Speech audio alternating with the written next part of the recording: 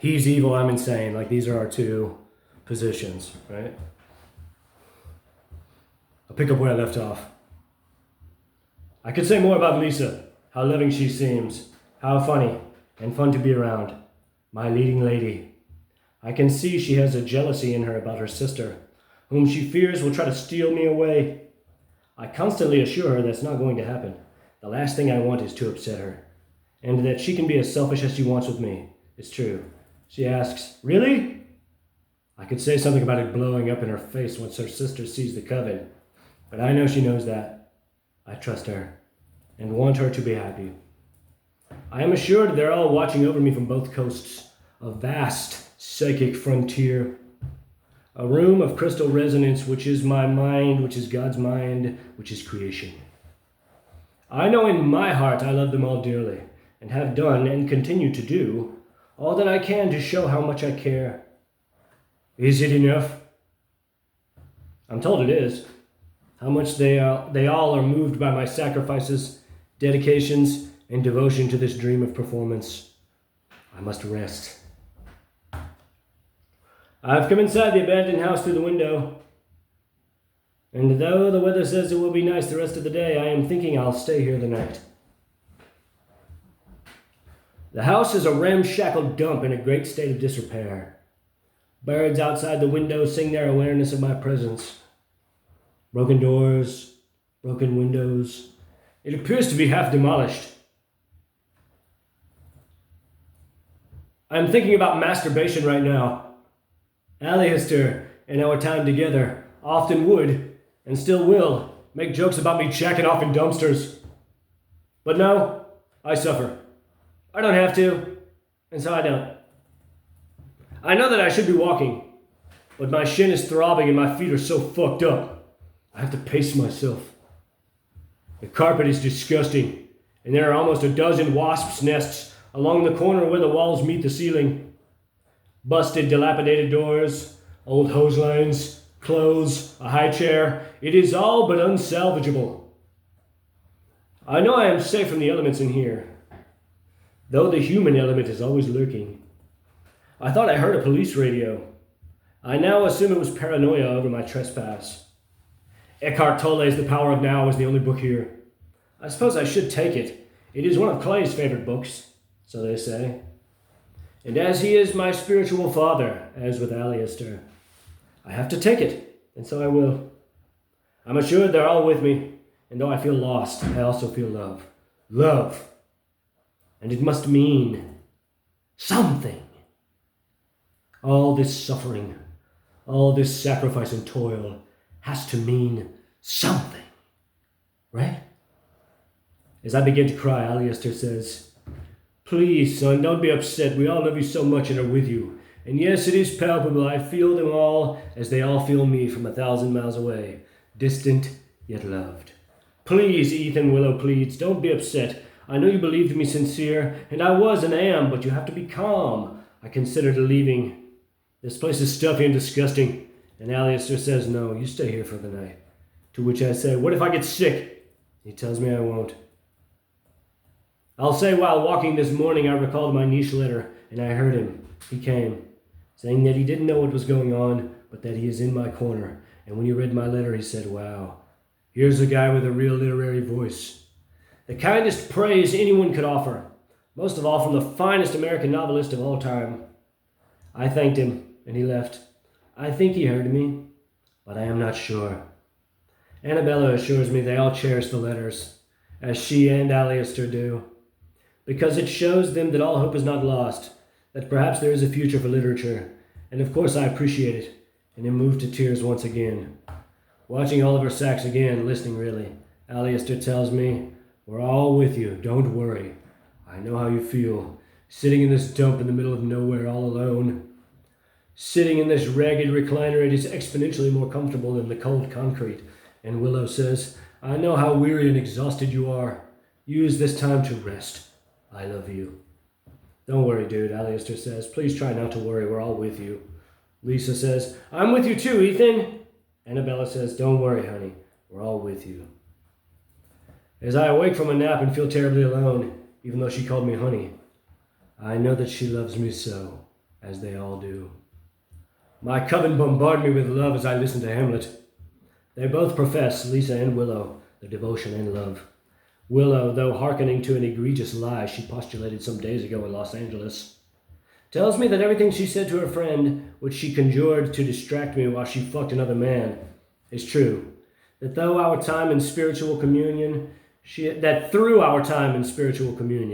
has come to appreciate how beautiful Hamlet is, and how sure she is, how sure they all are, that I am supposed to be the finest Hamlet this century, ever recorded, ever born in America.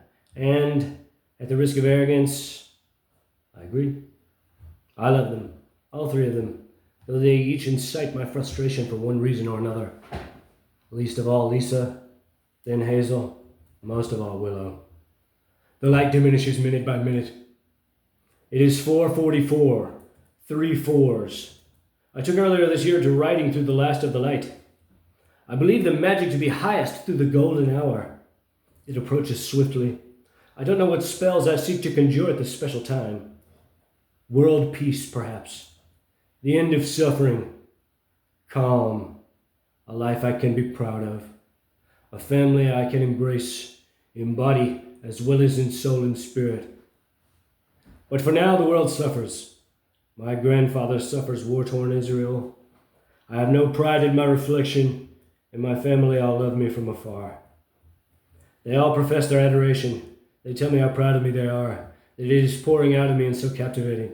It has captured all their hearts, yet am I alone, hungry, destitute, broken. The pinnacle of Masonic initiation, the widow's son, down, down, quite down. All is not well. The light has all but gone. I now write by phone flashlight. As I listen to Manly Palmer Hall on The Secret Doctrine, Willow tells me, I love you so much. I see how devoted you are to truth, to knowledge. They all discuss how I'm constantly pushing the frontier of my ignorance further towards oblivion. She says, I've always known. You're my man, my Merlin, my great cosmic love. I know I fucked everything up. It's all true. You hear so well. And I know she is right. I know we have forged together a wild psychic horizon. I've always known that. It is a product of her design, not mine. But she has done everything in her power to sabotage it. But it is too strong, too complete in its construction. I would never attempt to destroy it or deny its validity. And now she alleges she won't anymore either. Time, the great river of understanding. By its flow, we both shall see where we belong. I love you, she says. It feels good. I don't trust it. Tears. The river of sadness bleeding from my ducts. Darkness reigns. Headlights Doppler. Willow assures me, I won't betray you anymore. I do know you're right. Referring to my earlier comment on how she might incite her own homicide by her childish meanderings through the minds of others. She tells me, I have no desire to seduce a lesser mind or man, because she knows. She has already built a great crystal palace, a palatial estate, with the supreme interstellar alien that is me, at the risk of arrogance. But she has called me this very recently, and when asked where I am from, I often say Saturn. It's true, she says, you hear so well. You see right through me, I love you, she decries. And it moves me, but my pain compels the notion be recognized as fraudulent until her actions prove otherwise. And as I am 1,000 miles away, I do not see her rectifying her disgusting errors in the near future. But I will, she says, and I want to believe her. But we've come too far. But for now I do not, and it hurts to admit. Yours is a hero's journey, so you have to go farther than anyone else. You know who this is, right? Clay? Yes, that's right, he says. This is why you suffer. I am reminded of John Lennox, who says the crucifixion is not a blanket absolution, but a justification for all our sufferings. Christ is the apex hero's journey. Hopefully mine is less dramatic. I'll say I am centrally located here. I wonder if I should go to this fork in the road, one way heading north, the other towards Interstate 40. Perhaps it is best to stand there and conserve my energy. Perhaps I can go north, perhaps east to Nashville. I have options here. At night I can come stay here. I will have to continue north soon, out of desperation and hunger. But tomorrow, I think that is the play. We're all with you, Alistair says, as he becomes emotional. He tells me, she's yours. She always has been. She just didn't realize it was different, or how different it was. To which I counter, yes, she did. You said it yourself. I'm the only one. Therefore, by default, I'm prepared to see past it, I say. Because I gave her my heart, because she means something to me. And he says, you're so wise and young. How can it be this way? I know it is so connected to your belief you had this horrible disease.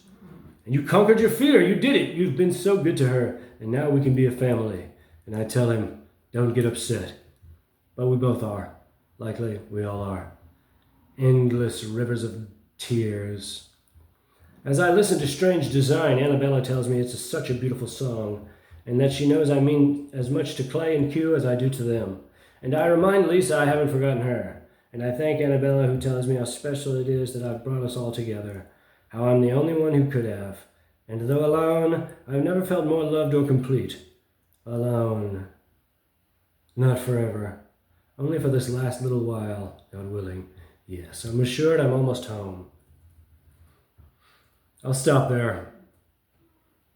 Right, so, it's a novelization of my experiences on the psychic frontier with Quentin Tarantino. Right, if you recall, one second. Right?